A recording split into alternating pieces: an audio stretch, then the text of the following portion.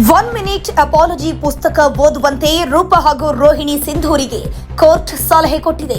IPS Roopa Moudgil ಹಾಗೂ IAS ಅಧಿಕಾರಿ ರೋಹಿಣಿ ಸಿಂಧೂರಿ ನಡುವಿನ ಗುದ್ದಾಟದ ಪ್ರಕರಣಕ್ಕೆ ಸಂಬಂಧಪಟ್ಟಂತೆ ಕೋರ್ಟ್ನಲ್ಲಿ ವಿಚಾರಣೆ ನಡೆಯುತ್ತಿದೆ.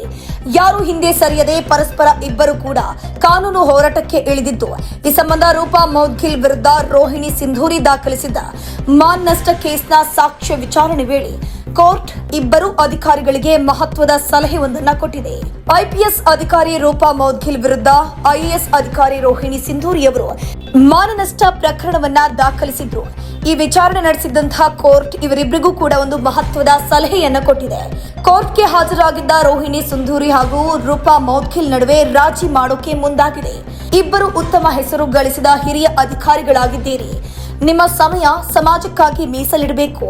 ಕೋರ್ಟ್ ಕಲಾಪದಲ್ಲಿ ಸಮಯ ವ್ಯಯಿಸುವ ಬದಲು ರಾಜಿ ಸಾಧ್ಯವೇ ಯೋಚಿಸಿ ಎಂದು ನ್ಯಾಯಾಧೀಶ ವಿಜಯ್ ಕುಮಾರ್ ಜಾಟ್ಲಾ ಅವರು ಕಿವಿಮಾತು ಹೇಳಿದರು. ಅಲ್ಲದೆ ಇಬ್ಬರು ಅಧಿಕಾರಿಗಳಿಗೆ 1 ಮಿನಿಟ್ ಅಪಾಲಜಿ ಪುಸ್ತಕ ಓದುವಂತೆ ಸಲಹೆ ನೀಡಿ ಮುಂದಿನ ವಿಚಾರಣೆಯನ್ನ ಫೆಬ್ರವರಿ 12ಕ್ಕೆ ಮುಂದೂಡಿದ್ರು.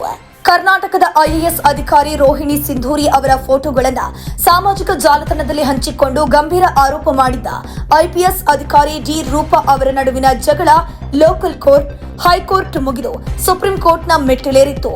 ಆದರೆ ಸುಪ್ರೀಂ ಕೋರ್ಟ್ನಲ್ಲೂ ಈ ಇಬ್ಬರು ಅಧಿಕಾರಿಗಳ ಜಗಳ ಬಗೆಹರಿದಿಲ್ಲ.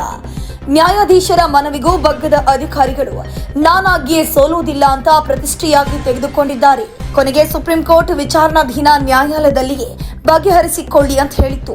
ಇದೀಗ ಬೆಂಗಳೂರಿನ 5ನೇ ಎಸಿಎಂಎಂ ಕೋರ್ಟ್ ಕೂಡ ಇಬ್ಬರು ಅಧಿಕಾರಿಗಳ ಮಧ್ಯ ರಾಜಿ ಸಂಧಾನ ಮಾಡೋಕೆ ಪ್ರಯತ್ನವನ್ನ ನಡೆಸಿದೆ. ಹೀಗಾಗಿ ಕೆಲ ಕಿವಿ ಮಾತು ಜೊತೆಗೆ 1 ಮಿನಿಟ್ ಅಪಾಲಜಿ ಪುಸ್ತಕ ಓದುವಂತೆ ಸಲಹೆ ನೀಡಿದೆ. ಆದರೆ ಈ ಇಬ್ಬರು ಅಧಿಕಾರಿಗಳು ರಾಜಿಗೆ ಒಪ್ಪಿಕೊಳ್ತಾರ ಅಥವಾ ಕಾನೂನು ಹೋರಾಟವನ್ನ ಮುಂದುವರಿಸ್ತಾರ ಅನ್ನೋದನ್ನ ಕಾದ್ ನೋಡಬೇಕು.